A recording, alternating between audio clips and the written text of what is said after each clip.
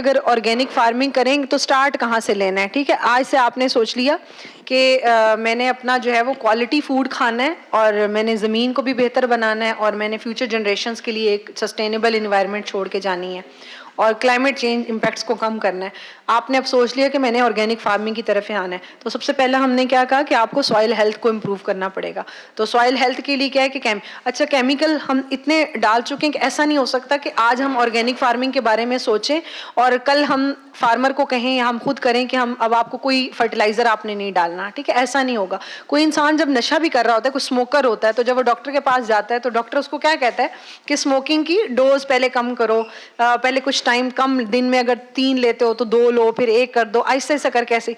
तो हम अगर सॉइल को रिक्लेम करना चाहते हैं और हम चाहते हैं कि हमारी अगर सॉइल ऑर्गेनिक फार्मिंग की तरफ जाएं तो हमें सबसे पहले क्या करना होगा, डोजेस को कम। एकदम से आप फर्टिलाइजर्स किसी किसान को नहीं कह सकते कि वो छोड़ दे, ठीक है। तो अगर वो यूरिया पहले 100 केजी डाल रहे हैं तो आप उसको कहें कि 80 केजी डाल दो और 20 केजी साथ में ऑर्गेनिक मैन्योर या गोबर की खाद डाल लो, ठीक है। फिर 80 से ले उसको 70 पे ले आए, फिर 30 इधर से कर लें ऑर्गेनिक। तो हर साल ऐसे ऐसा आपको 3 से 4 साल कम से कम आपकी सॉइल को रिक्लेम होने पे लगेंगे कि आप कहेंगे कि ये अब ऑर्गेनिक आपकी सॉइल जो है वो हो जाए। अच्छा, ऑर्गेनिक अगर आप ऑर्गेनिक फार्मिंग करना चाहते हैं तो क्या ये भी डिपेंड करते हैं कि जो इर्द गिर्द जो आपकी लोग हैं वो क्या कर रहे हैं। आपको लगता है कि वो भी इम्पैक्ट करते हैं आपकी फील्ड को, जो इर्द गिर्द आपके किसान जो प्रैक्टिस कर रहे होते हैं? ऑब्वियसली कर रहे होते हैं, क्योंकि जब जो अगर साथ वाला किसान स्प्रे कर रहा है, हम कहते हैं कि जितने भी हम स्प्रे करते हैं ये साइंटिफिकली प्रूवन है कि जो आपने एक स्प्रे किया किसी पेस्टिसाइड का किसी कीड़े को मारने के लिए, तो सिर्फ 1% या 1% से कम ही वो पौधे को जाता है और जो काम उसने करना होता है वो करना है। बाकी 99% वो किधर जाता है, हवा में या तो उड़ जाता है या आपके पानी में चला जाता है या नियर बाय जो आपके खेत हैं वहाँ पे चला जाता है, ठीक है।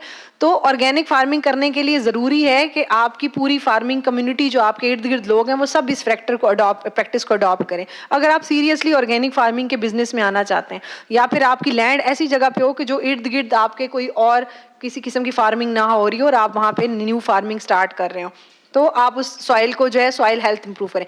ऑर्गेनिक मैटर हमने कहा कि आपकी जो है वो पहले क्या कॉन्सेप्ट था, शुरू से हमारे जो आबा अजदाद जो फार्मिंग कर रहे थे तो ऐसा नहीं होता था कि कोई एक किसान है तो वो सिर्फ फसलें ही लगा रहा है, वो साथ में दरख्त भी लगाता था, वो साथ में जानवर भी रखता था, ठीक है। उसका पूरा एक परमा, जिसको अब हम अभी नई नई टर्मिनोलॉजीज आ गई हैं, परमा कल्चर, रीजनरेटिव एग्रीकल्चर और ये सारी चीज़ें कि वो शुरू से ही वो कर रहा था, ठीक है। जानवर भी होते थे, वो जानवरों का लाइफ स्टॉक का जो वेस्ट था, ग्रीन मिन्योर जो था वो सॉइल में चला जाता था। जो दरख्त लगाता था उसने प्लान किया होता था कि ये दरख्त मैं जब कटवाऊंगा तो मैं बेटी की शादी करूंगा या मैं ये ट्रैक्टर खरीदूंगा, ये वो।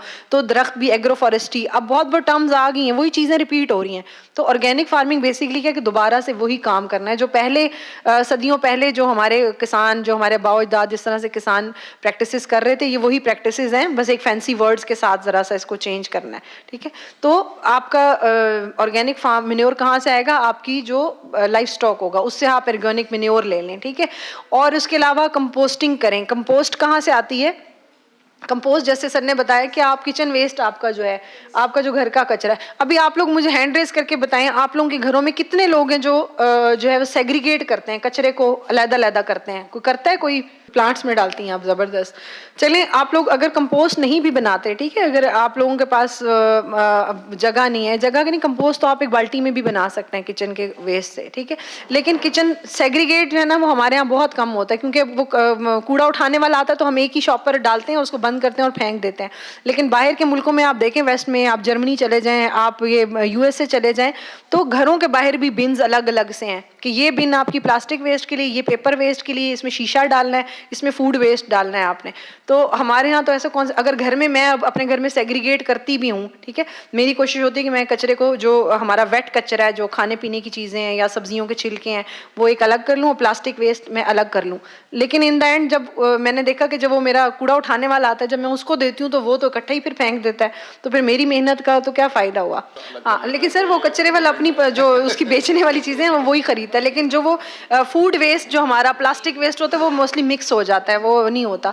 तो मैंने तो उसका सोल्यूशन ये निकाला है कि मेरे घर के पीछे एक बैग पे ना एक किसी के प्लॉट पड़ा हुआ है खाली, तो पहले मैंने अपनी काम वाली को मैंने थोड़ा-सा उसको इस पे सिखाया कि तुम ऐसे करो कि ये जो फ्रूट और ये सब्जियों के और केले के और ये जो अंडे के छिलके हैं, तुम इसको जाके और वो घड़े में जो है ना फेंक दो, ये कंपोस्ट बन जाएगी तुम्हारे, वैसे भी तुम यहाँ किचन गार्डनिंग करती हो।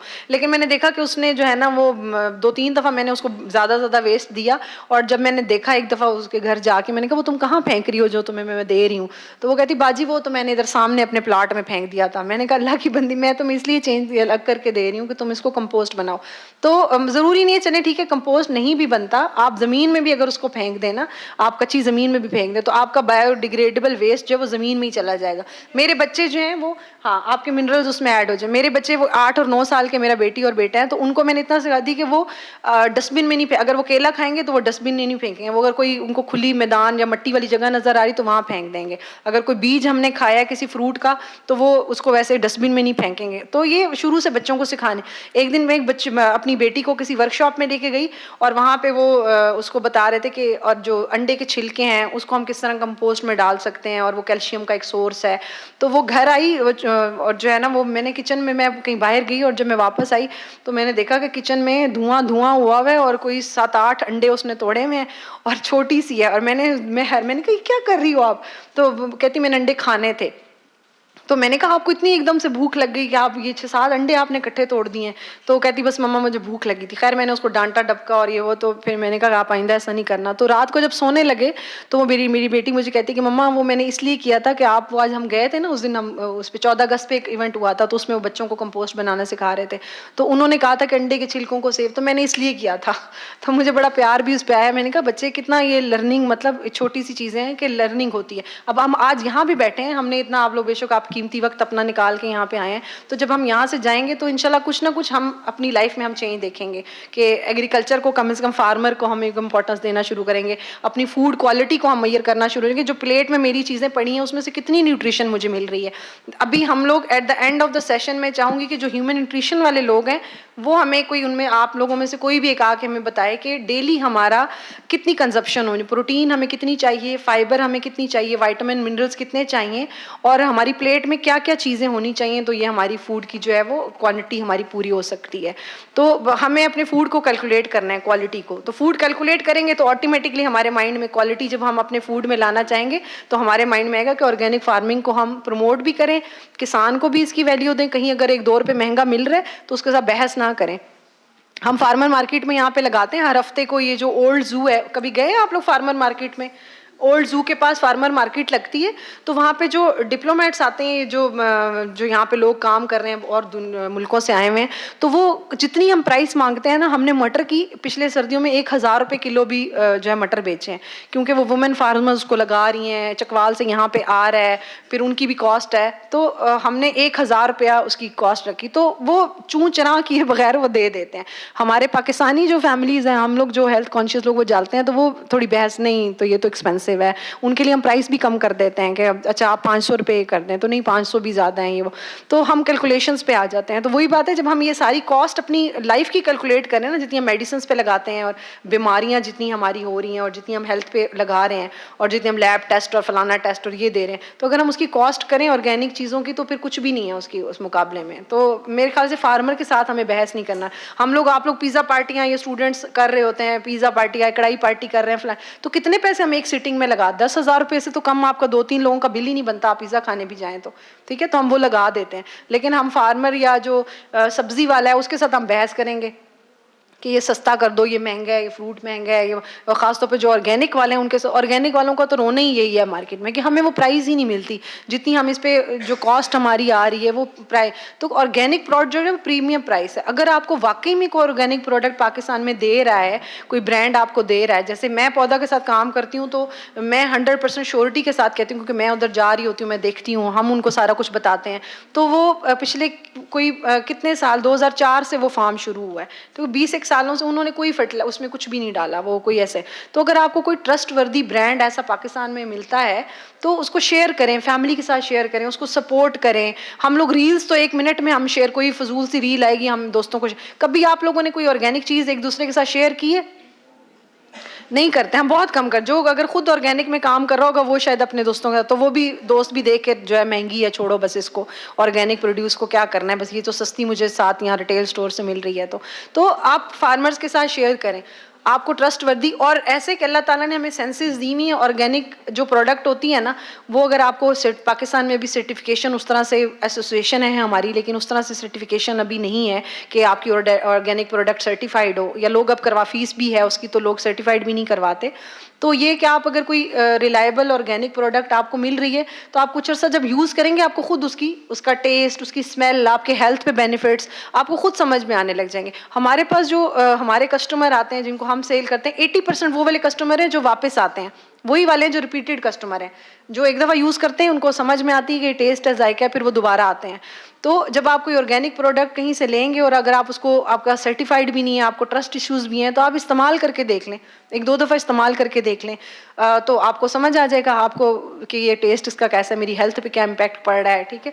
तो ऑर्गेनिक प्रोडक्ट जो है इस तरह से आप प्रमोट कर सकते फैमिली के लिए। और जो आप लोग अभी बेशक, जो अगर आप लोगों में से कोई ऑर्गेनिक फार्मिंग में आना चाह रहा है, तो बेशक आप कोई उसको ऐसा नहीं कि 50 एकड़ पे लगा लें कोई बिजनेस, आप अपनी फैमिली के लिए ग्रो करें, कम से कम अपने जो करीबी लोग हैं आप उनके लिए ग्रो करना शुरू कर दें, कि फिर अपने विलेज के लिए ग्रो करना चाहिए। अब गाँव में क्या होता है, गाँव की चीज़ें, आप अब के जो गाँव हैं कहाँ से आ रही है, ब्रॉयलर मुर्गी वो खा रहे हैं, चीनी उनकी बाज़ार से आ रही है, ठीक है, सब्जियां सारी बाज़ार। मैं हमेशा ये लड़ाई करती हूँ जब मैं अपनी अम्मी के घर जाती हूँ, मेरे भाई हैं ये, वो खेती बाड़ी करते हैं। हमने अब क्या किया, फार्मिंग के कमोडिटीज़ की सिर्फ कर दी है हमने, वो गंदम लगा ली है, वो चली गई, गन्ना लगा दिया वो चला गया, कपास लगा दी वो चला गया इंडस्ट्रीज़ में, फिर वो वहाँ से गन्ना शुगर बन के आएगा और हम पैसों से ख़रीद के ले आएंगे, लेकिन हमने गुड़ नहीं बनाना उसका, ठीक है। तो हमने क्या करना है, आप अगर ऑर्गेनिक फार्मिंग स्टार्ट करनी है, आप सिर्फ अपनी फैमिली के लिए करना शुरू कर दें, आप घर की छत पे करना शुरू कर दें, आप अगर आपके पास 1 कनाल ज़मीन है आप वहाँ पे करना शुरू कर दें, आप टनल लगा लें। ऑफ सीज़न वेजिटेबल्स कितनी महंगी होती हैं जब सीज़न के बाहर आपको चीज़ मिलती है। जब भिंडी, अभी जब गर्मी जब स्टार्ट होने से पहले जो भिंडी आएगी, जिन लोगों ने अभी लगाई हुई है, तो उनको प्रीमियम रेट मिल जाएगा उसका, ठीक है, बिफोर सीज़न। हालांकि उसके एक अलग हैं कि जो आप ऑफ सीज़न वेजिटेबल्स खाते हैं उसके कितने हेल्थ जो है ना वो उस तरह फ़ायदे नहीं होते, लेकिन स्टिल अगर बिजनेस पॉइंट ऑफ व्यू से देखा जाए तो ऑफ सीज़न वेजिटेबल्स वगैरह उस पर काम हो सकता है। तो आप अपनी फैमिली के लिए, कम अज़ कम आप अपने इर्द गिर्द अपनी जो घर के लोग हैं, आपके जो खानदान, आप उनके साथ शेयर करें। जैसे इन्होंने बताया कि ये ऑर्गेनिक फार्मिंग करते हैं, तो आप अपनी फैमिली को तो सपोर्ट कर रहे होंगे ना, वो तो कम से कम उनकी हेल्थ इंप्रूव हो रही होगी, आपके इर्द गिर्द दोस्त अहबाब है उनके साथ शेयर कर रहे होंगे आप। तो इसी तरह अगर एक गांव कम से कम ये सोच ले, अगर हम इस तरह से कर लें, एक गांव ने अपना खाना खुद बनाना है, आपको बाहर से कुछ नहीं खरीदनी, एक गांव अगर ये करना शुरू कर दे, उसके सारे फार्मर्स मिलके कोई सब्जी लगा ले, कोई फल लगा ले, कोई कमोडिटीज़ लगा ले, ठीक है, कोई सब्जियां लगा ले, तो क्या वो विलेज की फूड पूरी नहीं होगी? आप विलेज का पैसा आपका भी तो, आप वही जो चीज़ें लेके आ रहे हैं, आपका दूध बाहर से आ रहा है, घर का दूध आप बेच रहे हैं, डालडा घी आप, देसी घी आप बेच रहे हैं, डालडा घी आप यूज़ कर रहे हैं, तो वो कॉस्ट जब हम कैलकुलेट करते हैं तो वो गाँव वाले, आपने देखो दही इलाकों में लोग हमसे ज़्यादा बीमार होते हैं। मैं हैरान हो जाती हूँ कि देहात के लोग, मैं कहती हूँ आप लोग देसी उसमें रहते हैं और उसमें सबसे ज़्यादा बीमारियाँ आप लोगों में ही हैं, इतना ज़्यादा लोग वहाँ बीमार होते हैं, क्योंकि वो अपनी जो चीज़ उगा रहे हैं, एक तो वो हेल्दी नहीं है, और दूसरा जो उगा रहे हैं वो अपने लिए नहीं उगा रहे, वो बेच रहे हैं और फिर बाजार से खरीद के खा रहे हैं।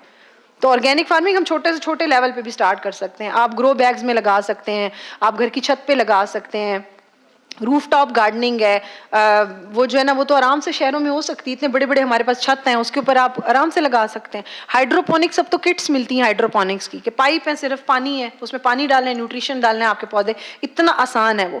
लेकिन ये जब तक हम करते ही नहीं है ना, तब तक मुश्किल लग रहा होता है कि पता नहीं ये कैसे होगा, क्या साइंस है। लेकिन जब हम करने लग जाते हैं, जब आहिस्ता आहिस्ता हम इसमें आते हैं, एक्सपेरिमेंट्स करते हैं, फेल होते हैं ये वो, तो आहिस्ता आहिस्ता आपको वो चीज़ें आने लग जाएंगी, आप करने लग जाओगे। तो अभी हमारे साथ कौन जो ये सर हैं, इनके बेटे बैठे हुए हैं, तो ये कि बायो कंपोस्ट वगैरह बनाते हैं, आप हमारे साथ शेयर करेंगे किस तरह से किचन वेस्ट को कैसे यूज़ करते हैं, या फील्ड में आप कैसे, वहीं से बैठे हुए पिछक बता दें थोड़ा कि किस तरह से बनाते हैं आप। किचन वेस्ट को जो ना आप दो तरीके से इस्तेमाल कर सकते हैं। पहला तरीका ये कि आप जो ना उसको डायरेक्ट सॉइल में डिस्पोज ऑफ कर दें। तो दूसरा तरीका ये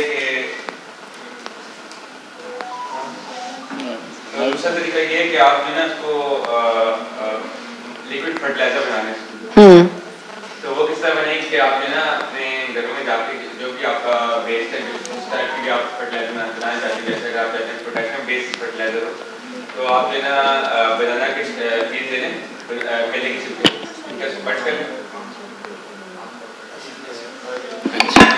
अच्छा, तो आप जो है ना बनाना के पीस ले लें, ठीक है, उसको जो है ना आप छोटे छोटे टुकड़ों में कट कर लें और उसको जो है ना आप एक बोतल ले लें लीटर की, उसको जो है ना आप 1/4 उसको जो है ना उसमें आप फिल कर दें इसमें।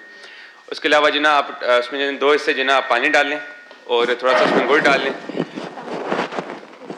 और एक हिस्सा जो है ना उसमें आप हवा के लिए छोड़ दें, उसको आप एयर टाइट बंद कर दें और उसमें जो है ना आप 1 चम्मच जो है यीस्ट डाल लें।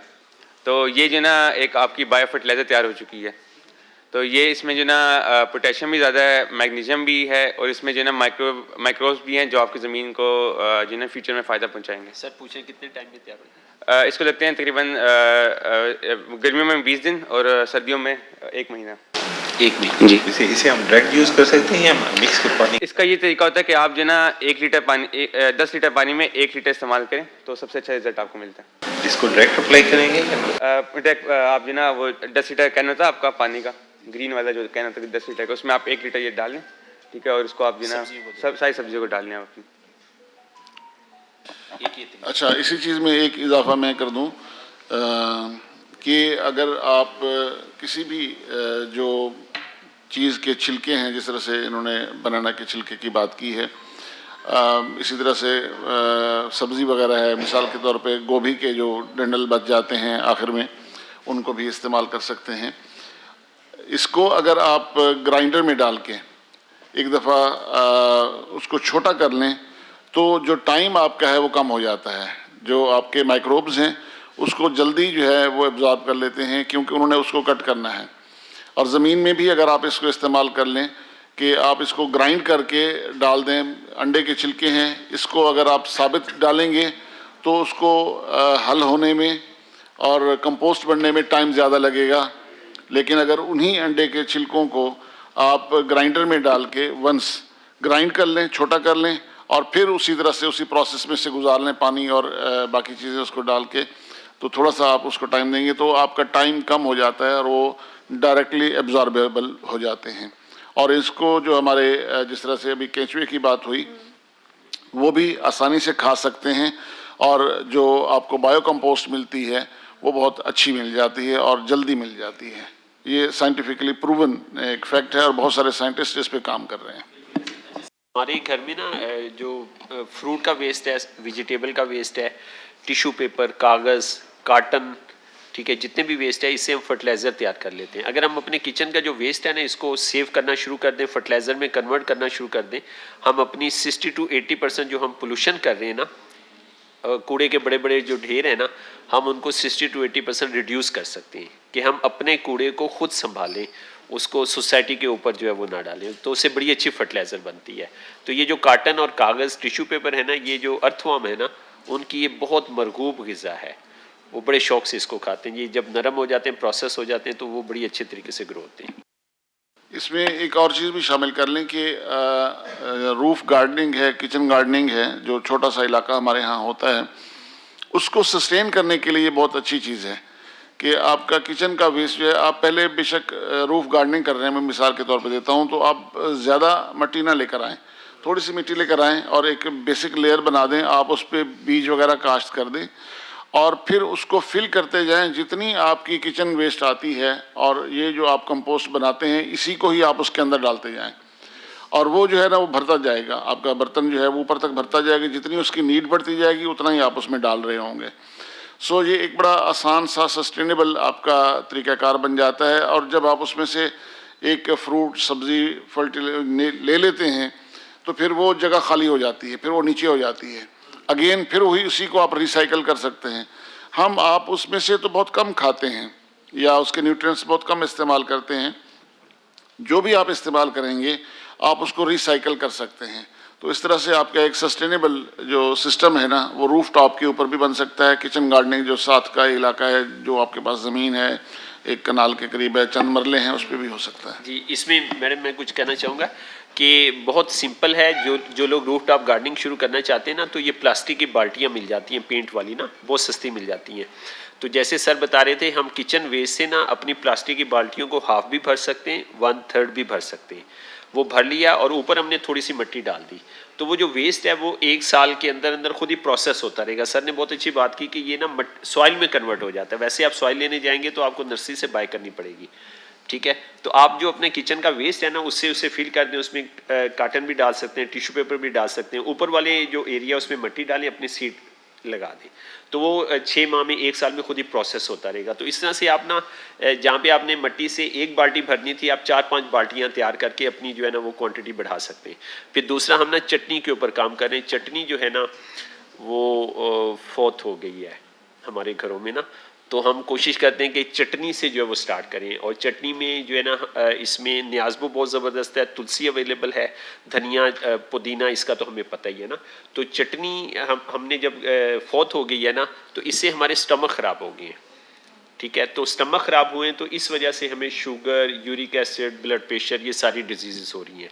तो बस मैं कहना चाहूँगा कि कम से कम आप जब किचन गार्डनिंग शुरू करते हैं ना, तो कोशिश करें चटनी के आइटम आप जो है ना वो अपने घर में सबसे पहले तैयार करें, और इनको तैयार करना बहुत सिंपल और आसान है। Thank you. क्लाइमेट चेंज, जो हमारी एग्रीकल्चर है वो सबसे ज़्यादा इम्पैक्ट हो रही है क्लाइमेट चेंज से। तो पूरी दुनिया ने ये जो हम कॉप्स कॉन्फ्रेंस ऑफ पार्टीज़ होती है हर साल, मैं भी बहुत सारी उसमें गई हूँ कॉन्फ्रेंसेज में, तो वहाँ पे एक ग्लोबल साउथ है, एक ग्लोबल नॉर्थ है। हम किस में आते हैं? ग्लोबल साउथ में, जो हम अंडर डेवलप कंट्रीज़ हैं, जिनका कंट्रीब्यूशन नहीं है ग्रीन हाउस गैसेज एमिशन में। हमारा कंट्रीब्यूशन लेस देन 1% है, but still we are facing the impacts of climate change. इसी तरह जो ग्लोबल साउथ की बाकी कंट्रीज़ हैं, उनका कंट्रीब्यूशन इतना नहीं है, लेकिन वो इम्पैक्ट हो रहे हैं। तो काफ़ी कॉन्फ्रेंसेस के बाद जो है ग्लोबल नॉर्थ ने ये बात एक्सपेक्ट की कि हम ये कर सकते हैं कि जो अंडर डेवलप कंट्रीज़ हैं वो अगर ट्रांजिशन करती हैं, रिन्यूएबल एनर्जी रिसोर्सेज की तरफ जाती हैं, या वो ग्रीन बेल्ट्स बनाती हैं, या वो नेचर बेस्ड सॉल्यूशंस को अडॉप्ट करती हैं, या वो पोल्यूशन की रिसाइकलिंग करती हैं अपनी पोल्यूटेंट्स की, तो हम उनको ग्रीन क्रेडिट्स दे सकते हैं। तो उसके अगेंस्ट उनको कुछ क्रेडिट्स मिलेंगे। तो पाकिस्तान में भी पिछले साल हमने अपनी कार्बन पॉलिसी जो है वो कार्बन मार्केट पॉलिसी जो है हमने बनाई है कि पाकिस्तान में भी अब जो ट्रांजिशन करेगा, जो इंडस्ट्रीज़ हैं जो रिन्यूएबल एनर्जी रिसोर्सेज की तरफ जाएंगी, जो फॉसिल, जो हम कहते हैं कि ग्रीन हाउस गैसेज में सबसे ज़्यादा कंट्रीब्यूशन फॉसिल फ्यूल्स का है, तो जो फॉसिल फ्यूल्स को बर्न नहीं करेंगे उनको क्रेडिट्स मिलेंगे। तो उसी का एक छोटा वो है कि वो तो बड़ी इंडस्ट्रीज़ हैं कि वो अगर सोलर पे आ जाती हैं, या वो हाइड्रो पावर पे आ जाती हैं, या वो विंड एनर्जी पे आ जाती हैं, तो उनको सर्टन क्रेडिट्स मिलेंगे, और वो फिर जो डेवलप कंट्रीज़ हैं उनके अगेंस्ट उनको पैसे मिल सकते हैं डॉलर्स में। तो उसी का एक छोटा इंटरवेंशन हुकूमत ने किया है कि मैं कोई मरीम नवाज़ साहिबा की पार्टी से नहीं हूँ, बट स्टिल एक अच्छा इंटरवेंशन है उनकी, तो वो मेरे ख्याल से उसको हमें जो इनकरेज करना चाहिए। उन्होंने लाहौर में स्टार्ट की CM ग्रीन क्रेडिट प्रोग्राम। तो उसमें यह है कि जैसे हमने अभी किचन वेस्ट की बात की और हमने दरख्त लगाने की बात की, हमने कहा कि हमारा फॉरेस्ट कवर कम है, अगर हम चाहते हैं कि हम क्लाइमेट चेंज के इम्पैक्ट्स को कम करें, फूड सिक्योरिटी को इंश्योर करें, तो हमें अपना फॉरेस्ट कवर जो है वो बढ़ाने की ज़रूरत है। तो उस प्रोग्राम के तहत ये है कि अगर आप दरख्त लगाते हैं कोई और आप उन दरख्त की हिफाजत करते हैं 6 महीने साल, और उसकी आप अपडेट्स करते रहते हैं, तो हर ट्री के अगेंस्ट आपको क्रेडिट मिलेगा, और 1 carbon credit is equal to 10,000 rupees. तो इसी तरह आप जितने दरख्त लगाएंगे आपको उतने क्रेडिट्स मिलेंगे। सिमिलरली अगर आप अपना किचन का वेस्ट जो है उसको कंपोस्ट बना रहे हैं, और ये कुछ भी कर, हम ज़रूरी नहीं कि आप कोई फार्मर हैं, आपका एकड़ में लैंड है, आप कोई रूरल कम्युनिटी में बैठे हैं, आप अपने शहर में, हम इस्लामाबाद में रहते हैं तो हम भी कर सकते हैं कि आप बकेट में, जैसे होता है कि छोटी बकेट में भी कंपोस्ट बना सकते हैं। तो कंपोस्टिंग, हम एंटरप्रेन्योरशिप की बात करें तो कंपोस्टिंग भी एक बिजनेस है, आप वो बना के क्रेडिट्स ले सकते हैं। इसके अलावा अगर आप ई बाइक्स हैं वो यूज़ कर रहे हैं, उसके अगेंस्ट आपको क्रेडिट्स मिल रहे हैं। अगर आप कोई प्लास्टिक वेस्ट की रिसाइकलिंग कर रहे हैं, उसके अगेंस्ट आपको, अगर आज आप लोग जाके ये देखिएगा, वेबसाइट है CM Punjab green credit program, उस पर रजिस्टर्ड भी हो सकते हैं, ऑर्गेनाइजेशन भी रजिस्टर्ड हो सकती है, स्टूडेंट्स भी रजिस्टर्ड हो सकते हैं, आप एज एन इंडिविजुअल भी रजिस्टर हो सकते हैं, और आप उसमें जो काम करेंगे आप उसके ऊपर उसकी फ़ोटोज़ अपडेट कर सकते हैं, और वो आपको उसके अगेंस्ट क्रेडिट मिलती है। ये तो एक बड़ी अच्छी एक इंटरवेंशन है कि आप अगर काम कर रहे हैं तो आपको प्रॉफिटेबिलिटी भी हो। क्योंकि अगर हम कहेंगे कि ऐसे ही कोई काम कर लो, यूथ को हम कहेंगे कि आप इस तरफ आ जाएं, ऑर्गेनिक फार्मिंग की तरफ आ जाएं, एग्रीकल्चर की तरफ आ जाएं, तो कहीं उनको अगर थोड़ा बहुत प्रॉफिट नज़र आएगा, कोई इंसेंटिव नज़र आएगा, तो वो ज़रूर करेंगे। तो मेरे ख्याल से ये एक अच्छा स्टेप है, और इसको बाकी भी जो है और भी प्रोविंसेस में जो है इसको रेप्लिकेट होना चाहिए। तो ये कर सकते हैं। इसके अलावा कि हमने सॉइल हेल्थ की बात कर ली कि ऑर्गेनिक फार्मिंग में सबसे ज़्यादा ज़रूरी चीज़ क्या है? Soil health. आपकी सॉइल जो है वो, एक तो आपने इनपुट्स जो हम डाल रहे थे, जो टॉक्सिन्स डाल रहे थे, वो हमने कम कर दिए, तो सॉइल आपकी 3 से 4 साल बाद कुछ रिकवर होना शुरू हो जाएगी। फिर आप उसमें जो बैक्टीरिया है, जो राइजोबियम है, उनको इनकॉर्पोरेट करने के लिए हम उसमें ऑर्गेनिक मैटर ऐड करते हैं। आप इनोकुलम्स डाल सकते हैं, जैसे ये अर्थवॉर्म का है, अर्थवॉर्म उसमें इंक्लूड कर सकते हैं। तो हम जो रेडीमेड हमने कहा खाना, फूड, प्रोसेस फूड हम प्लांट को दे रहे थे फर्टिलाइज़र की फॉर्म में, वो ख़त्म हो गया। अब वो अपनी जो उसके राइजोबियम है, जो माइक्रोब्स हैं जो सॉइल में, अब वो उसका खुद खाना बना रहे हैं। अब उसको होममेड फूड मिल रहा है। तो ऐसा ऐसा जब एक बंदे को होममेड फूड मिल रहा होता है तो ऐसा ऐसा उसकी हेल्थ भी बेहतर हो। तो आपकी प्रोडक्टिविटी जो पहले आप शुरू में कुछ साल आपको कम लगेगी, लेकिन विद इन फ्यू ईयर्स आपकी प्रोडक्टिविटी भी इंक्रीज़ हो जाएगी। इसके अलावा मल्चिंग कर सकते हैं कि आप अच्छा इनपुट्स, एक तो ऑर्गेनिक फार्मिंग में आपकी inputs chemical fertilisers, pesticides, weedicides, ये बहुत कम हो जाएंगे, ठीक है। उसके अलावा वाटर का इंटेक आपका बहुत कम हो जाएगा। जितने भी लोग ऑर्गेनिक फार्मिंग कर रहे हैं वो ये बात करते हैं कि हमारा पानी का तो बिल्कुल इंटेक कम हो गया है, क्योंकि आपकी सॉइल के ऊपर एक कवर रहता है हर वक्त, ठीक है। आपने सॉइल को छेड़ना कम से कम है। आपने वो जो गहरे हल चलाते थे, वो जितने हम कहते हैं जितने हल चला रहे हैं उतनी आपकी सॉइल जो है वो हार्ड पैन ज़मीन में बनता जा रहा है, तो आपकी ज़मीन सख्त होती जा रही है। अब जो फार्मिंग कम्युनिटी या फार्मर्स करते हैं वो एक दफ़ा चीज़ल प्लो चलाते हैं, अगली दफ़ा उससे गहरा चीज़ल प्लो उनको चलाना पड़ता है, अगले साल और गहरा चलाना पड़ता है, क्योंकि आपकी ज़मीन नीचे हार्ड पैन बनता जा रहा है। तो आप जब ये वाली प्रैक्टिसेस छोड़ देंगे और आप उसको नेचुरल तरीके से फार्मिंग का मल्च करना शुरू कर देंगे, उसके ऊपर कोई कवर डाल देंगे, कोई आपकी जैसे भूसा होता है वो आप उसके ऊपर डाल दें, कोई आपकी जो ट्विग्स हैं, लकड़ियाँ हैं या वीड्स हैं सूखी हुई, वो उसके ऊपर डाल दें, तो आपकी सॉइल का जो माइक्रो इन्वायरमेंट है या क्लाइमेट है वो चेंज हो जाएगा। आपकी इवेपोरेशन जितनी ज़्यादा हो रही थी वो कम हो जाएगी, तो एक मिनी उसका एक इन्वायरमेंट बन जाएगा। तो ये क्या आपका वाटर इनटेक, वाटर स्कार्सिटी की हमने बात की कि पाकिस्तान में अब हम उस लेवल पे हैं कि जो थ्रेशोल्ड लेवल है हम उससे भी नीचे हैं। पानी हमारा इतना कम हो चुका है, तो अगर विद इन फ्यू ईयर्स तो हमारे पास पानी पीने के लिए भी शायद ना हो, तो एग्रीकल्चर तो फिर बिल्कुल भी वो वाला उसके लिए तो होगा ही नहीं। तो उसका बेस्ट हल ये है कि हम ऐसी प्रैक्टिसेस की तरफ आएँ जिसमें कम से कम पानी जो है वो यूज़ हो। तो organic farming is one of the solution कि उसमें आप सॉइल को कवर रखते हैं, मल्चिंग करते हैं, ड्रिप इरिगेशन कर सकते हैं, आप उसमें रेन वाटर हार्वेस्टिंग कर सकते हैं। जैसे चकवाल में मैंने आपको बताया कि जिस मॉडल पे हम काम कर रहे हैं उसमें हमने फार्मिंग कम्युनिटी को छोटे छोटे रेन वाटर हार्वेस्टिंग यूनिट्स बना के दिए कि सिंपली कुछ भी नहीं। इस्लामाबाद में कितना मॉनसून में कितनी बारिशें हुई हमारी, मतलब कितने मिलीमीटर आपकी जो है ना 400 मिलीमीटर तक रेनफॉल एक दिन में हुई आपकी, लेकिन वो पानी कहाँ सेफ हुआ? हमने कहीं पे भी रूफटॉप गार्डनिंग नहीं देखी, रूफटॉप रेन वाटर हार्वेस्टिंग नहीं देखी कि आप उसको रेन को सेव कर लें और फिर जब पानी नहीं हो तो उसको यूटिलाइज कर लें। हम अब मैंने सुना था कि CDA ने इस पे कहा है कि अगर आप गाड़ी धोएंगे तो आपको 5,000 रुपये जुर्माना होगा, लेकिन मैंने तो कहीं नहीं देखा कि किसी को जुर्माना हो, ठीक है। आप अपने जो है लॉन्स को पानी दे रहे हैं तो उस पर जुर्माना होगा। तो वाटर वेस्टेज हमारा कितना ज़्यादा है, हमारी जो टैप्स लीक हो रही होती हैं घर में, यही कितना ज़्यादा इनका कंट्रीब्यूशन है आपके वाटर वेस्टेज में। तो वाटर हमारी एक ऐसी रिसोर्स है जो डिप्लीट होती जा रही है, जो ऐसी आपका जितना भी एग्रीकल्चर हो रहा है वो ऐसी रिसोर्सेज पे हो रहा है जो कम होने वाली हैं। कोई ऐसी रिसोर्स नहीं है जो अनलिमिटेड रिसोर्स है और आप उसको आराम से यूज़ कर सकते हैं। हम जितनी भी रिसोर्सेज अभी एग्रीकल्चर में यूज़ कर रहे हैं वो सारी लिमिटेड रिसोर्सेज हैं और with in the span of few years आपके वो रिसोर्सेज ख़त्म हो जाएंगे। तो हमने एग्रीकल्चर को ऐसे प्लान करना है, ऐसी एक्टिविटीज़ करनी है, ऐसी टेक्नोलॉजी लेके आनी है कि आपकी ये सारी रिसोर्सेज कम से कम यूज़ हो। तो रेन वाटर हार्वेस्टिंग का सिंपल सा तरीका है कि जो आपका रूफ का पानी है बस आपने वो कलेक्ट करना है। तो हमने चकवाल में ये किया कि एक टैंकियाँ उनको लेके दी। CFI कनाडा का एक प्रोजेक्ट था, Canadian funds for local initiatives, उसके अंडर हमने एक टैंकियाँ उनको लेके दी और छतों से सिंपली PVC पाइप्स लगा के वो जो परनाले के साथ अटैच हैं और आपका पानी टैंकी में आ रहा है, तो वो आप सिंपली पानी फिर वो लोग उसमें, हम एक स्कूल है वहाँ पे हमारा, वहाँ पे बच्चे वो पानी यूज़ कर रहे हैं, वो गार्डनिंग के लिए पानी यूज़ हो रहा है। तो रेन वाटर हार्वेस्टिंग भी एक ऑर्गेनिक फार्मिंग में आप ये सोल्यूशन कर सकते हैं। अच्छा, हम रेन वाटर, अब लोग दुनिया, हम तो ये अभी रेन वाटर हार्वेस्टिंग का रूफटॉप का यही है कि हम एक छत से वो कलेक्ट करते हैं और दुनिया इससे कितना आगे चली गई है।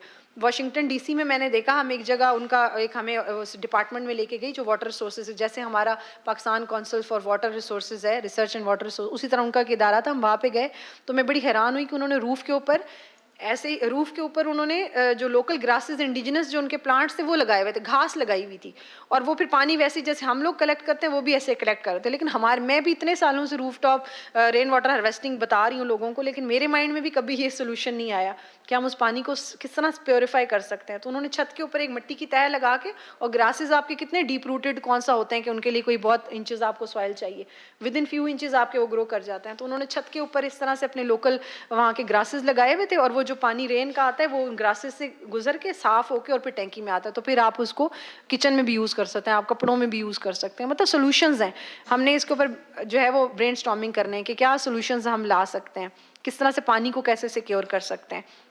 इसके अलावा जैसे फर्टिलाइजर्स हैं, अब आपने जी जी जी जी सर। मेरी 25 इयर्स की सर्विस जो है वो बहावलपुर में है। बहावलपुर में जब मैं शिफ्ट हुआ था तो उस वक्त वहाँ पर तकरीबन 25 फुट के फासले पर पानी अवेलेबल था। 25 फुट पे पानी, मीठा पानी जो है वो टैंकी का वो अवेलेबल हो जाता था। और 25 साल के दौरान ये पानी जो है वो तकरीबन 300 फुट गहरा हो गया, 25 फुट से 300 फुट तक चला गया। इस दौरान मैं तो कैंपस के अंदर शिफ्ट हो गया। हमारा कैंपस जो है इस्लामिया यूनिवर्सिटी बहावलपुर का खुशकिस्मती से वो नहर के किनारे है, और नहर के किनारे सीपेज की वजह से वहाँ पे पानी का इतना ज़्यादा मसला नहीं है, वो पानी स्टेबल रहता है, वहाँ पे पानी अवेलेबल रहता है। शहर में जिस जगह पे मैं रहता था वहाँ पे मेरा एक स्टूडेंट था, उन्हें पानी का मसला हुआ तो उन्हें मैंने यही रेन वाटर हार्वेस्टिंग का तरीक़ाकार बताया। जो तरीक़ाकार मैडम बता रही हैं इससे थोड़ा सा मुख्तलिफ था। वो तरीक़ाकार ये है कि आप डायरेक्ट सॉइल को भी वही पानी जो है वो वापस सप्लाई कर सकते हैं। जहाँ पे आपकी ये इस्लामाबाद के लिए ख़ास तौर पे ये ज़रूरी है, आप लोग समझ लें इस तरीक़ाकार को, तो आपकी बहुत सारे अखराजात बच सकते हैं, क्योंकि इस वक्त इस्लामाबाद के बहुत सारे एरियाज़ में लोग टैंकर से पानी ख़रीद रहे हैं। जहाँ आपका मोटर का बोर हुआ है, उस मोटर के बोर के साथ एक और बोर करवा लें और उस बोर के अंदर उसको थोड़ा सा वाइडर रखें, यानी 8 से 10 इंच अगर बोर आप करवा सकें, 8 से 10 इंच का बोर करवा लें। और जब आप पाइप उसके अंदर डालते हैं तो नीचे जो पाइप डालते हैं जिसे हम फिल्टर कहते हैं वो वाला पाइप डालें, यानी नीचे से नीचे, यानी जहाँ आपका पानी अवेलेबल है। फॉर एग्जांपल पानी आपका 300 फुट के ऊपर है, 350 फुट के ऊपर है, तो 350 फुट से लेकर आप 50 फुट तक सिर्फ फिल्टर ही फिल्टर डालें नीचे, और ऊपर वाला हिस्सा जो है उसमें सॉलिड पाइप, जो मंद पाइप जिसे हम कहते हैं, वो आप डाल लें। और जब भी बारिश आए तो बारिश का पानी उसके अंदर चला जाए। जो इजाफी पानी होगा उससे वैसे ही बह के बाहर निकल जाएगा, कोई मसला नहीं है, लेकिन जो बारिश का पानी आएगा तो वो सॉइल के अंदर एब्जॉर्ब होगा। इस वक्त सूरत हाल ये है कि हमने कोई ज़मीन छोड़ी ही नहीं है जहाँ पर बारिश का पानी एब्जॉर्ब हो सके। यानी बाहर आप निकलेंगे तो सड़क बनी हुई है, घर के अंदर आएंगे तो फर्श बना हुआ है, यानी कोई टुकड़ा ज़मीन का हमने बचाया ही नहीं है जहाँ पर पानी एब्जॉर्ब हो और वापस आपको हार्वेस्ट हो सके, आपको मिल सके। उसका तरीक़ाकार फिर एक ही बच जाता है कि आप उसके लिए बोरिंग करें, और बोर करके तो फिर जो आपका बारिश का पानी आता है उसको अंदर डाल दें, और फिर वही पानी जब आप मोटर के ज़रिए से साथ वाली जगह से, यानी वो उस जगह से एग्जैक्ट नहीं होगा, साथ वाली जगह से होगा, चूँकि फिर वो रेत में से, पत्थरों में से फ़िल्टर होकर आएगा, तो आपके लिए वो बिल्कुल साफ़ सुथरा पानी है जिसे आप इस्तेमाल कर सकते हैं किसी भी पर्पज़ के लिए। Thank you. जी सर। मैडम ये जैसे डॉक्टर साहिबा ने आपको बताया रेन वाटर हार्वेस्ट का, तो जो लोग यहाँ पे ख़ासतौर पे स्टूडेंट्स हैं, हमारी यूनिवर्सिटी में 2 रेन हार्वेस्ट वेल्स मौजूद हैं। तो आप देख सकते हैं, जो देख के प्रैक्टिकली आपको चीज़ की समझ आएगी वो शायद आपको तस्वीरों से या बात से ना समझ में आए। और ये आपका जहाँ पे जिम बना हुआ है, जो ओपन एयर जिम है, उसके सामने दूसरा जो बात करी है वो रेन हार्वेस्ट कलेक्शन की वाटर के, वो ये जो आपका बाहर कैफेटेरिया है इसके ऊपर वो पूरा सिस्टम लगा हुआ है।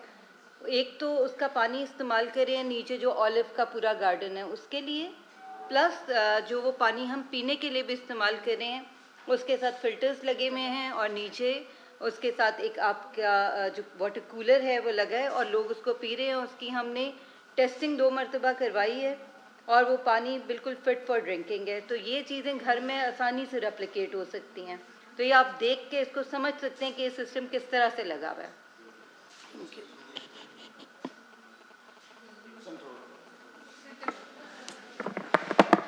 अच्छा, सॉरी मैं थोड़ा लेट आया हूँ, मैं पूरी सुन तो नहीं सका, लेकिन मुझे अंदाज़ा हो रहा है कि बड़ा एक प्रोडक्टिव सेशन हुआ है। पिंडी इस्लामाबाद में मैं काफ़ी एक्टिव हूँ, अपने वॉलंटियर बेसिस पे हम कुछ ना कुछ करते ही रहते हैं इस हवाले से। एक ये जो रेन वाटर हार्वेस्टिंग का ये बहुत अच्छा ज़बरदस्त कॉन्सेप्ट है, ऑल ओवर द वर्ल्ड ये इम्प्लीमेंट हो रहा है और उसके बड़े अच्छे रिजल्ट्स हैं। यहाँ पर पिंडी इस्लामाबाद में भी मुख्तलिफ लोग भी कर रहे हैं, वॉल्टियर बेसिस पे कर रहे हैं। एक टीचर उस्मान हैं, वो काफ़ी एक्टिव हैं इसमें। यहाँ पर आपके करीब ये कचनार पार्क में एक बहुत अच्छा मॉडल जो है ना वो PCR, WR और CDA के कोलैबोरेशन से उन्होंने बनाया है। यहाँ पर सब लोग उसको विज़िट कर सकते हैं। बड़ा अच्छा मॉडल है और बड़ा सक्सेसफुल है। मुझे लास्ट टाइम मैंने विज़िट किया तो मुझे वो इंजीनियर जो वो थे वहाँ वो बता रहे थे कि पिछले शायद 4 या 5 साल पहले उन्होंने ये वहाँ इम्प्लीमेंट किया है एज ए मॉडल। तो वो कह रहे थे कि हमने जो एनालिसिस किया है कि ये 2 साल के अंदर अंदर 5 से 6 फुट जो वाटर टेबल है वो ऊपर आ गया। तो ये एक बड़ा सक्सेसफुल वो है। यहाँ पर आपने होपफुली रेन वाटर हार्वेस्टिंग जो की हुई है उसमें वाटर रिचार्जिंग भी की हुई है आपने उसी मॉडल से? अच्छा, सही है। अच्छा, उसके साथ साथ एक चीज़ और मैं शेयर करना चाह रहा हूँ कि ये थोड़ी देर पहले फर्टिलाइज़र की बात हुई। ये लीव्स, ट्री लीव्स जो हैं ये बहुत अच्छा एक सोर्स है इसका फर्टिलाइज़र का। हमारे यहाँ स्पेशली ये जो अभी सीज़न गुजरा है, स्टिल अभी वो चल रहा है किसी हद तक, तो बहुत ज़्यादा ट्रीज़ हमारे जो है ना वो अवेलेबल होते हैं जो कि हम उसको ज़ाया कर देते हैं या उसको एज ए वेस्ट हम कहीं फेंक देते हैं, उसको भी यूज़ किया जा सकता है। तीसरी चीज़ एक मैं शेयर करना चाह रहा था कि ये थोड़ी देर पहले मैडम ने ये जिक्र किया कि किचन वेस्ट जो है ना हम उसको अलग अलग करें और उसको फिर जो है ना वो मतलब प्लास्टिक अलग हो, बाकी खाना की चीज़ें अलग हों, ये 3-4 वो बनाए जा सकते हैं बिन्स। ये बहुत अप्रिशिएटेड है। इंडिविजुअल लेवल पे तो हम लोग करते हैं, लेकिन इसके लिए अपने हम्बल एक्सपीरियंस से मैं शेयर करूंगा कि हमने भी करने की कोशिश की है, लेकिन ये प्रैक्टिकली सक्सेसफुल तब होगा कि इस पे अगर ऊपर से चीज़ें आएँ, मतलब गवर्नमेंट सेक्टर से, किसी डिपार्टमेंट से या मिनिस्ट्री से या कोई ऐसे जो डिसीजन मेकर्स हैं वहाँ से ये चीज़ें आएँ।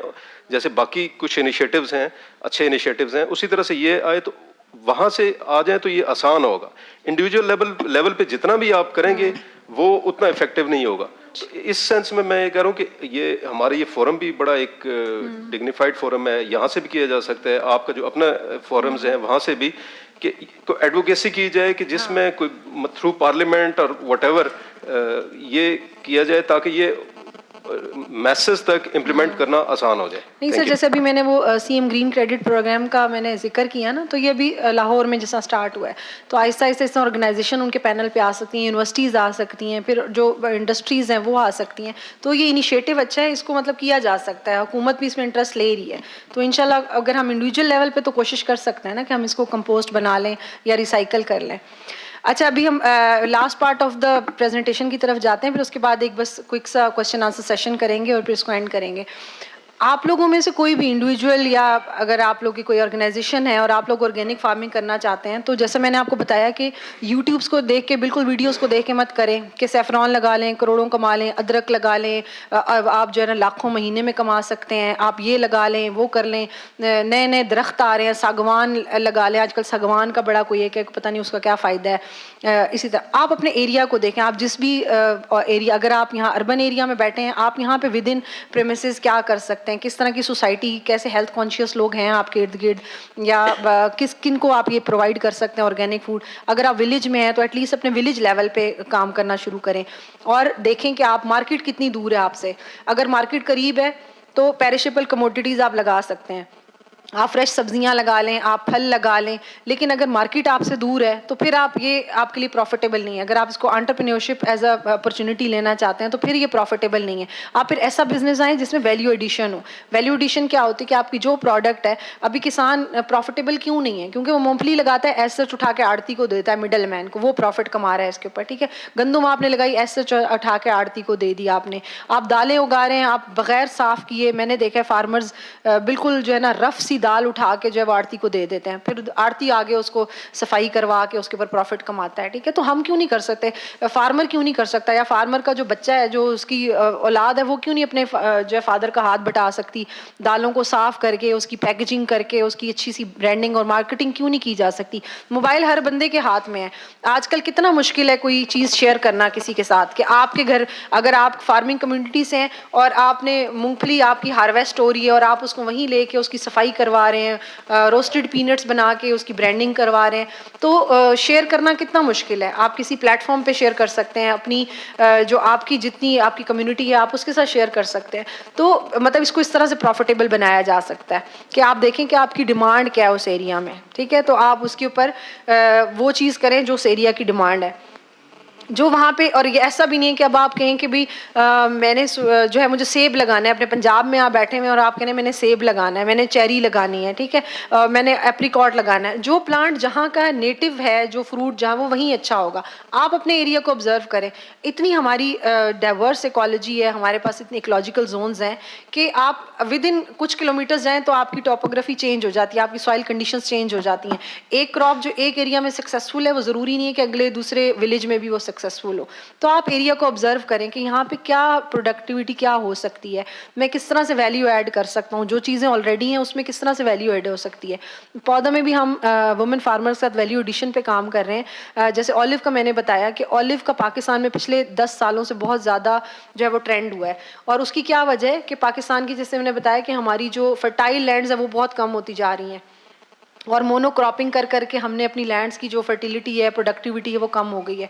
तो ऑलिव ऐसी लैंड्स के लिए, खासतौर पोटोहार वैली जो है, ये आपकी चकवाल है, तलागंग है, झेलम है, खुशाब है, यहाँ आपकी जो लेस फर्टाइल सोइल वहाँ ऑलिव आराम से लग सकता है। ऑलिव को मिनिमम आपकी इनपुट्स, मिनिमम केयर के साथ आप ऑलिव लगा सकते हैं, और ऑलिव आपको विद इन 4 ईयर्स, अब ऐसी वेराइटीज़ आ गई हैं कि जो 4 ईयर्स 5 ईयर्स के बाद प्रोडक्टिविटी देती हैं आपको।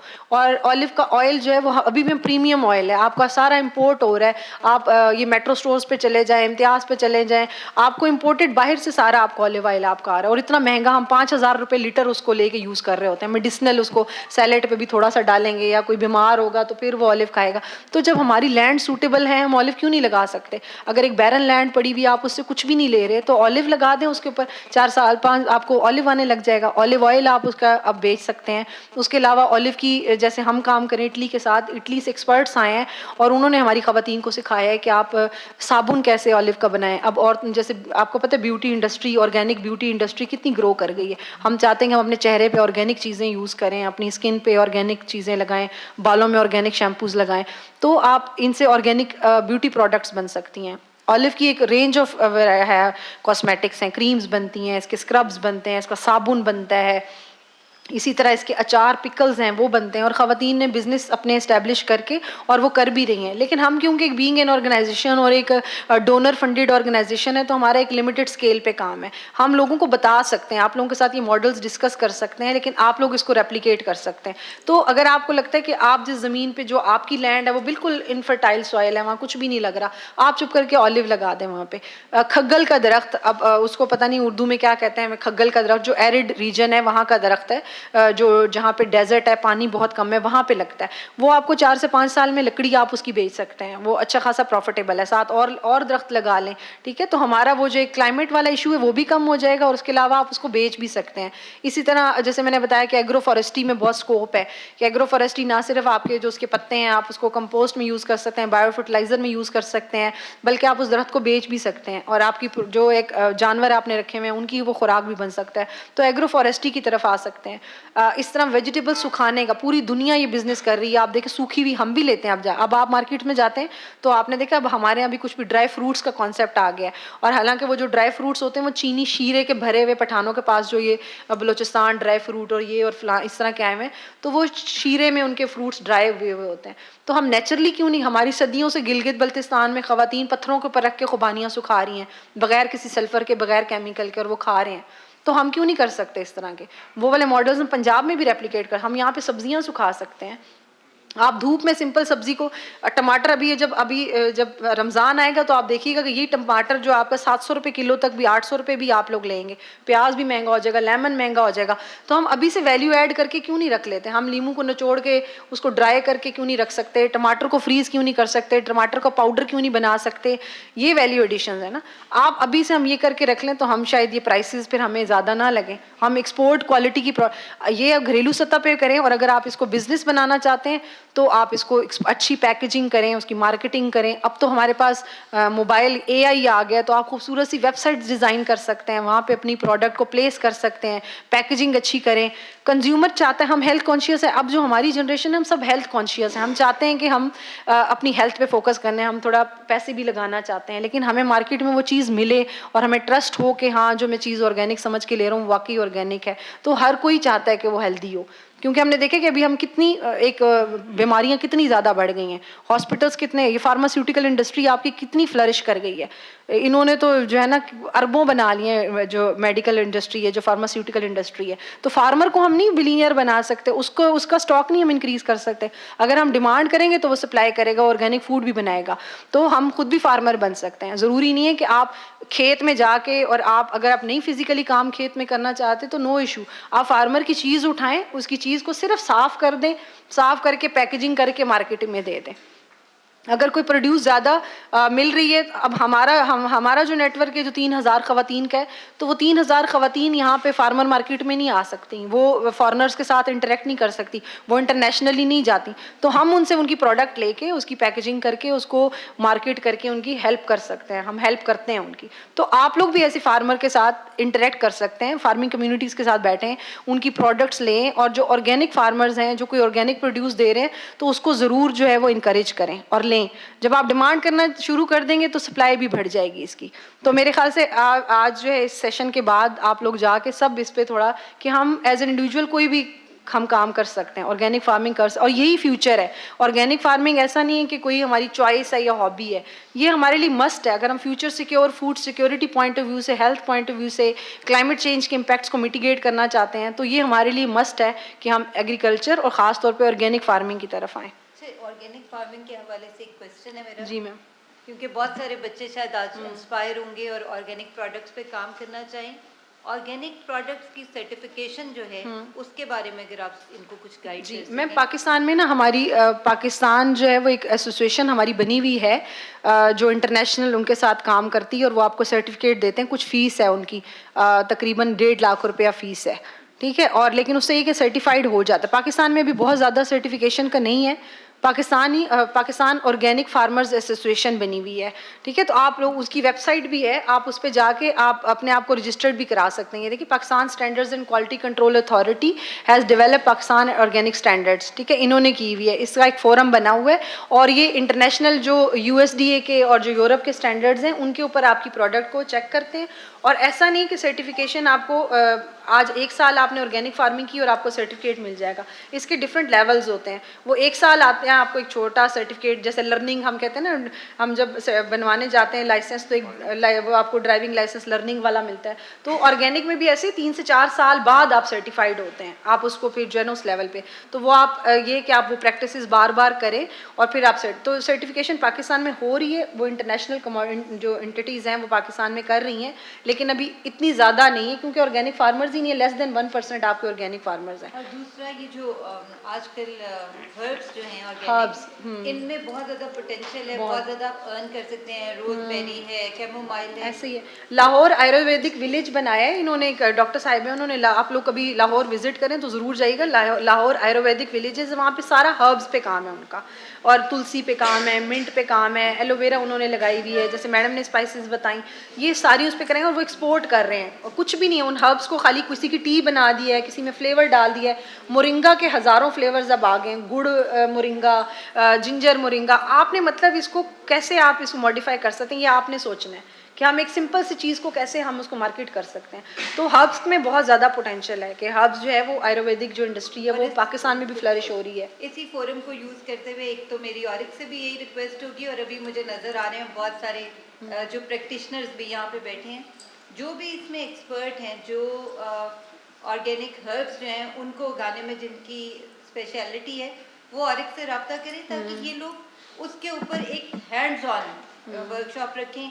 टॉक्स बहुत सारी होती रहती हैं, उनसे भी बहुत आपको चीज़ें पता चलती हैं, लेकिन एक हैंड्स ऑन, ताकि कल को यहाँ कम से कम 10 लोग ऐसे हों जो कहें कि हमने इस पे काम शुरू कर दिया। मैं आपसे थोड़ा सा ऐड करूँगा। हमारे आपने हर्ब्स की बात की, हमारे बहुत सारे ये देसी कुदरती साग हैं, सब्जियां हैं।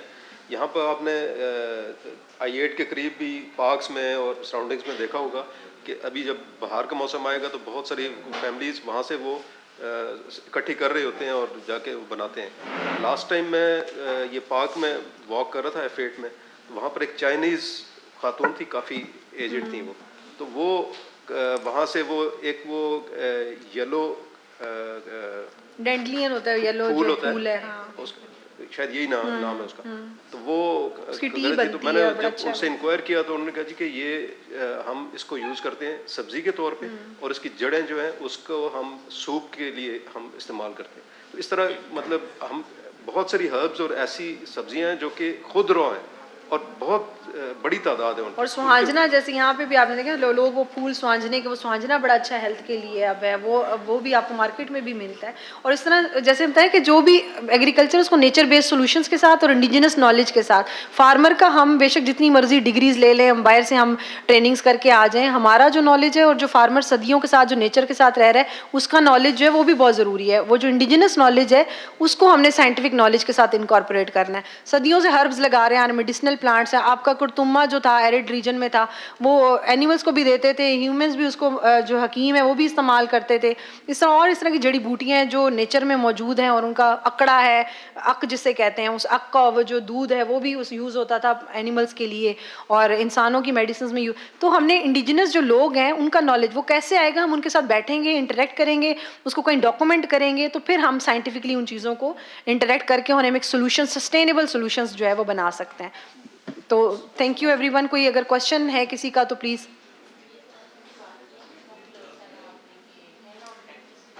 हाँ, ये बड़ी ज़रूरी है।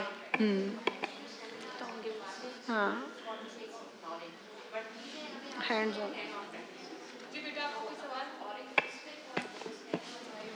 अस्सलाम वालेकुम, मेरा नाम इकरा बाबर है और मैं BS केमिस्ट्री की स्टूडेंट हूँ।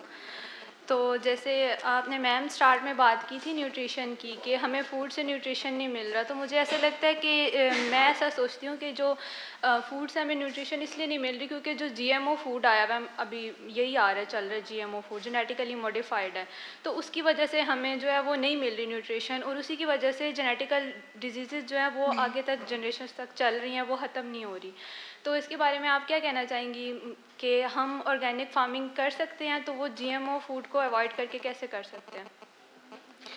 जैसे हमने बात की ना कि देसी सीड्स जो हाइब्रिड सीड्स हैं, अगर आप ऑर्गेनिक फार्मिंग करें तो आप कोशिश करें कि हाइब्रिड सीड्स को जो है अवॉइड करें, जो GMOs हैं, जेनेटिकली मॉडिफाइड है, या जो हाइब्रिड सीड्स हैं। तो जो देसी सीड्स हैं, आपने देखा होगा जो देसी सब्जी है, जो ऑर्गेनिकली सब्जी होगी, जब आप उसको पकाएं तो वो विद इन आपकी कुछ फ्यू मिनट्स आपकी गल जाती है। और ये जो हम हाइब्रिड और ये जो सीवरेज वाटर वाली सब्जियां मार्केट से लेके आते हैं वो गलती भी नहीं है। आपकी तूरी, आपका कद्दू, आपका टिंडा नहीं गल रहा होता। तो वो उसका यही हल है कि आप देसी बीज, जो जहाँ पे जो लोग देसी सब्जियां लगाते हैं देसी, उस देसी बीज को सेव करें, सीड बैंक बनाएं। जैसे ये सर एक बैठे हुए, इन्होंने कहा कि वो सीड बैंक्स पे काम करें, देसी सीड्स पे हमारी ऑर्गेनाइजेशन भी काम कर रही है। तो हम कोशिश करें कि जो लोग पूरी पाकिस्तान में जो देसी सब्जियां जिनके पास बीज हैं या देसी फसलें हैं, हम उसको बीज को सेव करें और सीड बैंक बनाएं। तो आप लोग भी उसमें रोल प्ले कर सकते हैं। आप अपने गाँव में जाएँ, आपकी जो बूढ़ी दादियाँ नानी हैं, जो गाँव के पुराने बुजुर्ग हैं, जो वो सब्जियां लगा रहे हैं, जो वो बीज लगा रहे हैं, जो वो मल्टीप्लाई करते आ रहे हैं, बार बार वो मार्केट से लेते ही नहीं है, तो आप वो सीड सेव करें और हमारे साथ भी शेयर करें। ठीक है। और मैम मैंने पर्सनली भी रूफ टॉप गार्डनिंग घर में की हुई है, तो मेरी मदर को भी बहुत ज़्यादा इंटरेस्ट है इस चीज़ में, तो बहुत सारी सब्जियां घर में हम लोगों ने की हुई हैं, उगाई हुई हैं। तो ये एक सस्टेनेबल एक प्रैक्टिस है। तो मेरे ख्याल से अगर हम बिज़नेस ना भी करें तो हम सब भी अगर अपने रूफ्स पे ये चीज़ करें इस चीज़ को, तो ये भी एक बहुत अच्छी चीज़ है, तो हमें करनी चाहिए। और अभी जैसे ये ऑर्गेनिक फर्टिलाइज़र की बात हो रही थी, तो आज हमारा प्रोजेक्ट प्रेजेंटेशन है, तो वो बाई चांस हम लोग साथ लेके आए हुए थे। ऑर्गेनिक हमने फर्टिलाइज़र बनाया है लैब में ही। ये दिखाएं, वहीं से दिखा दे सर, वो क्या इसमें क्या सोल्यूशन है, क्या है? पाउडर हम लोगों ने बनाया है, फ्रूट जो वेस्ट होता है ना उसका फ्रूट पाइल से बनाया है। बताओ ना पहचान। फ्रूट पील को आपने ड्राई किया है और उसको क्रश किया है। हाँ तुम बताओ अपना। मेरा एक क्वेश्चन था जी सर। इस वाले से, जो केमिस्ट्री से रिलेटेड लोग बैठे हुए हैं या बायोकेमिस्ट्री से हैं और आप भी हैं, जवाब कोई भी दे सकता है। सवाल ये था कि एक तजर्बे में बात सामने आई थी, उसका अभी तक मेरे पास कोई सबूत नहीं है। हमारे गर्ल्स कॉलेज की जो प्रिंसिपल थी खातून, उनके घर के साथ एक गार्डन था। तो उन खातून का तरीक़ाकार ये था कि जब भी वो कोई फ्रूट इस्तेमाल करती थी तो फ्रूट में से जो वेस्ट बाकी बचता था, यानी छिलके हैं, बाकी पत्ते हैं, उनको वो अलहदा शापर में स्टोर कर लेती थी, और जो सब्ज़ी वगैरह का वेस्ट बचता है उसको अलहदा स्टोर कर लेती थी। और जो सब्ज़ी का वेस्ट होता था उसे वो उसी तरह से ग्राइंडर में से छोटा करके उसका कंपोस्ट बना के, तो वो जो सब्ज़ी वगैरह काश्त करती थी उसको वो फर्टिलाइज़र के तौर पे इस्तेमाल करती थी, और जो फ्रूट का वेस्ट होता था उसे फ्रूट के फर्टिलाइज़र के तौर पे इस्तेमाल करती थी। इज़ देयर एनी रिलेशनशिप के इसका कि फ्रूट का अगर वेस्ट हो तो फ्रूट के लिए ज़्यादा बेनिफिशियल होता है, और सब्ज़ी का जो वेस्ट हो वो सब्ज़ी के लिए ज़्यादा बेनिफिशियल होता है, या कोई भी चल जाएगा? ये बायोकेमिस्ट्री के जो आपने अभी बनाया, भी आप भी जवाब दे सकते हैं, मैडम भी जवाब दे सकते हैं। सर हमारा यही था कि हम वेस्ट से हम कैसे उसको मैनेज कर सकते हैं, और साथ में जो फर्टिलाइज़र जैसे आपने बात की थी कि डिफरेंट होते हैं जिंक की, और अलग अलग फर्टिलाइज़र्स आ गए हैं। तो हमारा यही था कि हम जो फ्रूट्स में से हम वो सोर्स लें कि उस फ्रूट में कौन सा सोर्स है जो हमारा फर्टिलाइज़र हम जिससे बना सकते हैं। तो एग शेल्स हमने लिए थे जिसमें जो कैल्शियम का सोर्स है। बनाना पील हम लोगों ने लिया था, उसमें पोटेशियम होता है। और ऑरेंज लिया था जिसमें मैग्नीशियम और कॉपर प्रेजेंट होती है। तो वो हमने उसका पाउडर बना के और फिर उसको मिक्सअप करके हमने ऑर्गेनिक फर्टिलाइज़र फिर ये बनाई है अभी। और मैम आपने एक और बात की थी, क्वेश्चन किया था कि जो कैल्शियम कार्बाइड यूज़ होता है फ्रूट राइपनिंग में, तो लास्ट टाइम अभी हमारा यही टॉपिक था, रिसर्च हम लोग कर रहे थे उस पर। तो जो आर्टिफिशियल फ्रूट राइपनर्स यूज़ होते हैं जैसे कैल्शियम कार्बाइड है, तो वो आपने पूछा था कि वॉश करने से रिमूव हो जाता है। वो वॉश करने से रिमूव नहीं होता क्योंकि वो फ्रूट के अंदर तक पेनिट्रेट हो जाता है। इसीलिए यूरोप के बहुत सारे कंट्रीज़ हैं वहाँ पर ये बैन है, वो यूज़ नहीं कर सकते हम कैल्शियम कार्बाइड, क्योंकि ये सिर्फ धोने से रिमूव नहीं होता, ये फ्रूट के अंदर तक चला जाता है और हमारी बॉडी में भी जाता है। और ये जितने हमने गर्मियों में आम जी, यस। जी जी ऐसा ही है। बिल्कुल, मैं कुछ कहना चाहूँगा। अच्छा, जैसे आपने बात की जीएमओ फूड की ना, इस वक्त हमारी सारी फूड को बदल दिया गया है ना, जी तो ये सब कुछ प्लानिंग से हो रहा है ना। जी जी मुझे पता है। तो हमें जो है ना, जैसे सिस्टर ने भी बात की, तो हम जो है देसी सीड के ऊपर काम कर रहे हैं। हम देसी सीड कम्युनिटी बनाना चाह रहे हैं। तो अभी हमने गंदम की 2 टाइप के सीड हमें मिल गए, बलूचिस्तान और सिंध से ना। पंजाब में वो सीड अवेलेबल नहीं है। तो ये जो फूड सिक्योरिटी है ना, इसके ये बहुत ख़तरे में है, इंतहाई ख़तरे में है। और हम जो है ना इस वक्त अगर हम पाकिस्तान की बात करें तो हमें ट्रैप कर लिया गया है। कैसे ट्रैप कर लिया गया है कि हमारे जो फार्मर्स हैं ना, उनको सक्सेसफुली हाइब्रिड सीड पे शिफ्ट कर दिया गया है। ठीक है, तो अब हमें भूखा मारना उनके लिए कोई मसला नहीं है। कैसे होगा ये उन्होंने डिसाइड करना है कि हमें भूखा कैसे मारना है, कब मारना है। 2030 में उन्होंने प्लान किया हमारे पास फूड अवेलेबल ना हो। 2029 में वो हमें सीड नहीं देंगे। तो इस वक्त सीड के ऊपर काम करना ना सिर्फ हमारा फ़र्ज़ ऐन है, और जो है ना सिर्फ हमारी फूड सिक्योरिटी का मसला है, ये बहुत ही इम्पोर्टेंट काम है कि हमें जो पुराने सीड है ना, जो आज से 50 साल 60 साल पहले हुआ करते थे, जिनमें जेनेटिक इंजीनियरिंग नहीं हुई थी, वो जो सीड थे वो फुल ऑफ न्यूट्रिशन थे। हमारे अंदर ग़िज़ाई किल्लत हो जाए, इसके ऊपर काम मुकम्मल कर लिया गया है। ठीक है, इस वक्त ना ही कोई बच्चा, ना ही कोई जवान, ना ही कोई बूढ़ा, कोई भी उसके न्यूट्रिएंट्स पूरे नहीं हैं। क्यों पूरे नहीं हैं? क्योंकि खा तो हम 3 वक्त का खाना रहे हैं, 2 वक्त का खाना खा रहे हैं, खाना तो हम सही खा रहे हैं। तो लेकिन जो फूड तैयार की जा रही है ना, उसमें न्यूट्रिएंट्स को जो है जेनेटिक इंजीनियरिंग करके तब्दील कर दिया गया है। तो इस वक्त सीड के ऊपर काम करना बहुत ज़रूरी है। तो आप सब लोग इसमें पार्टिसिपेट करें, और हम सीड के ऊपर काम शुरू करें। और सीड वो होता है जिससे दोबारा रिप्रोडक्शन हो सके, ठीक है। अगर हमने ऐसा सीड लगाया जिससे हम दोबारा फसल नहीं ले सकते, उस सीड को नहीं लगाना। ठीक है सर, थैंक यू। होपफुली जो है आज काफ़ी हमारी लर्निंग होगी और हमने एटलीस्ट इतना है कि हम अपने अपने लेवल पे इंडिविजुअली, बेशक हम फार्मर नहीं है, बहुत लैंड नहीं है हमारे पास, तो हम एक कोशिश कर सकते हैं कि हम डिमांड करना शुरू कर दें ऑर्गेनिक क्वालिटी फूड की। तो हम डिमांड करेंगे और जब सप्लाई बढ़ेगी तो उसकी मार्केट्स भी बढ़ेंगी। और हम फार्मर के साथ हमने कहा है कि हम फार्मर को ओन करना शुरू कर दें।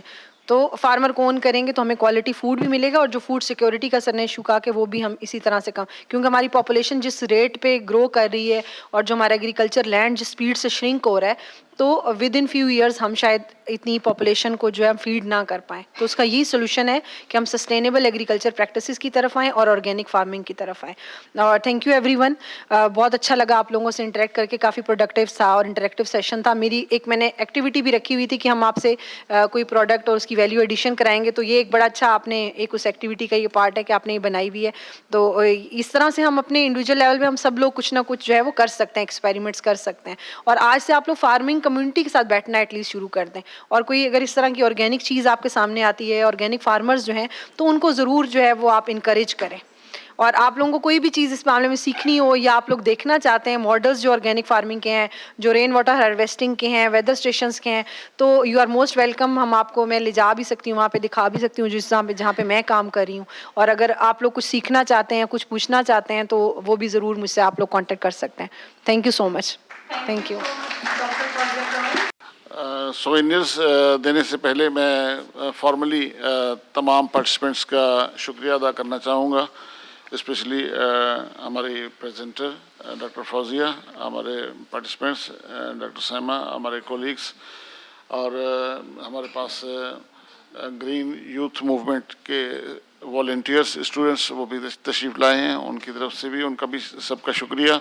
और हमारे साइंस फैकल्टी से जो स्टूडेंट्स आए हैं और हमारे जो दोस्त बाहर से मुख्तलिफ ऑर्गेनाइजेशन से, कम्युनिटी मूवमेंट से आए हैं, इन सब का शुक्रिया कि आप लोग यहाँ पर आए और हमारे इस सेमिनार को आपने सक्सेसफुल बनाया। बहुत खुशी हुई मेरे लिए यहाँ इस्लामिया यूनिवर्सिटी के बाद आकर अल्लामा इकबाल ओपन यूनिवर्सिटी में कोई सेमिनार ऑर्गेनाइजेशन, ये पहला एक एक्सपीरियंस था। I was not hopping this much success. सच्ची बात है, दिल से मैं डर भी रहा था कि हम एक सेमिनार ऑर्गेनाइज करने तो जा रहे हैं, पता नहीं लोग इसको कैसे रिस्पॉन्ड करते हैं। आप सबका बेहद शुक्रिया कि आपने पॉजिटिवली रिस्पॉन्ड किया और आपने भरपूर तरीके से हमें सपोर्ट भी किया, पार्टिसिपेट भी किया।